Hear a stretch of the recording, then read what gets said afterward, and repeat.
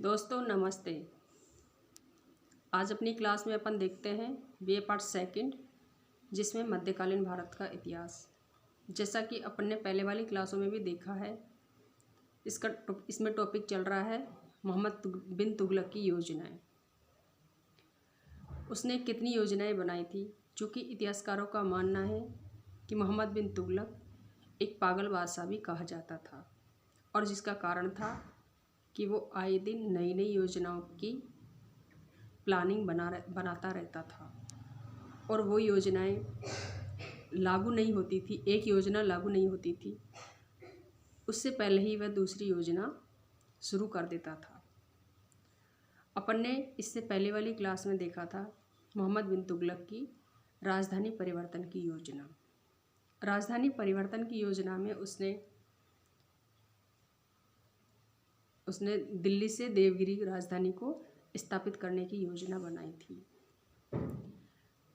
इतिहासकारों ने अलग अलग हिसाब से अलग अलग अपने अपने मत दिए हैं, जिसमें बताया गया है कि मोहम्मद बिन तुगलक दिल्ली से दौलताबाद राजधानी स्थापित करना चाहता था, जिसका मेन कारण ये था कि दौलताबाद केंद्र में स्थित था, जहाँ से कई प्रकार की सुविधाएं उपलब्ध हो रही थी।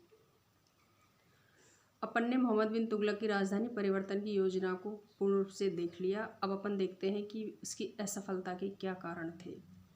चूँकि मोहम्मद बिन तुगलक की सारी योजनाएं असफल रही थी, इसमें राजधानी परिवर्तन की योजना भी असफल रही थी। इसकी पूर्ण रूप से असफलता के कई कारण बताए गए हैं, जिनको अपन आज देखते हैं। समकालीन इतिहासकारों के अनुसार राजधानी परिवर्तन की असफलता के कई कारण बताए गए हैं, जिनमें प्रमुख है कि सुल्तान मोहम्मद बिन तुगलक ने दिल्ली की समस्त जनता को सामान सहित देवगिरी दौलताबाद जाने का आदेश दे दिया था। अगला देखते हैं इसी में ही। इतिहासकार बर्ने के अनुसार यह बताया गया है कि तबाही इतनी भयानक थी कि शहर की इमारतें, उसके महलों और उसके आसपास के क्षेत्रों में एक बिल्ली एवं एक कुत्ता भी दिखाई नहीं देता था। इतिहासकार इब्न बतूता के अनुसार बताया गया है कि सुल्तान ने सहारे नगर की तलाशी लेने के आदेश दिए थे। तलाशी में केवल एक अंधा व्यक्ति एवं लंगड़ा व्यक्ति मिला था, जो कि दौलताबाद जाने के वो लोग इच्छुक नहीं थे। इसी में आगे देखते हैं।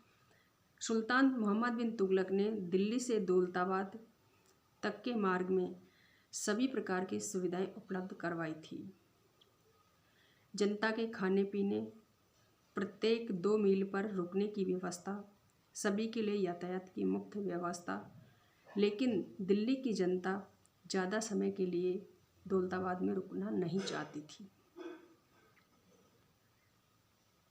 वो सभी लोग वापस दिल्ली लौट आना चाहते थे। उनके मन में सुल्तान मोहम्मद बिन तुगलक के प्रति घोर असंतोष भर चुका था।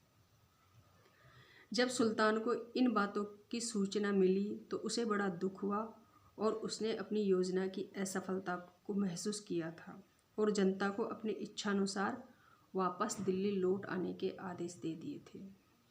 इसी में आगे देखते हैं कि मोहम्मद बिन तुगलक की राजधानी परिवर्तन की यह योजना क्यों असफल रही थी। वैसे तो इतिहासकारों ने अपने अपने मत से अपने विचार व्यक्त किए हैं, जिसमें असफलता के सभी ने अलग अलग कारण बताए हैं। जब सुल्तान को इन बातों की सूचना मिली तो उसे बड़ा दुख हुआ, और उसने अपनी योजना की असफलता को महसूस किया था और जनता को अपनी इच्छानुसार वापस दिल्ली लौट आने के आदेश दे दिए थे। इस प्रकार सुल्तान की योजना पूर्ण रूप से असफल रही थी। अगला देखते हैं इसी में। इतिहासकारों के अनुसार सुल्तान की इस योजना की असफलता का मुख्य कारण जो बताया गया है, योजना का गलत ढंग से क्रियान्वित किया जाना।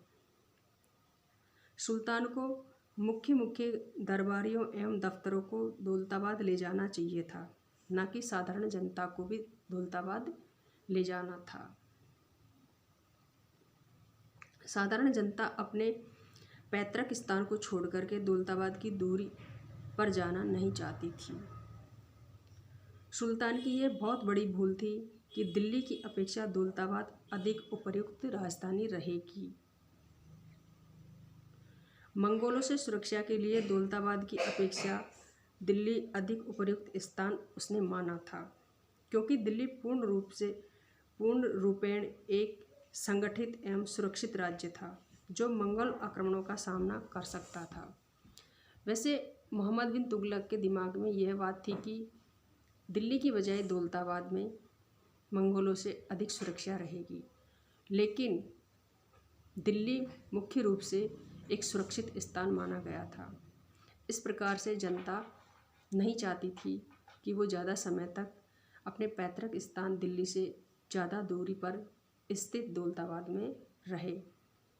तो मोहम्मद बिन तुगलक ने अपनी जनता को फिर उसकी इच्छा के अनुसार वापस दिल्ली लौट आने के आदेश दे दिए थे। इस प्रकार से मोहम्मद बिन तुगलक की ये राजधानी परिवर्तन की योजना कई कारणों से पूर्ण रूप से असफल रही थी। धन्यवाद दोस्तों। अगला टॉपिक अगली क्लास में देखते हैं।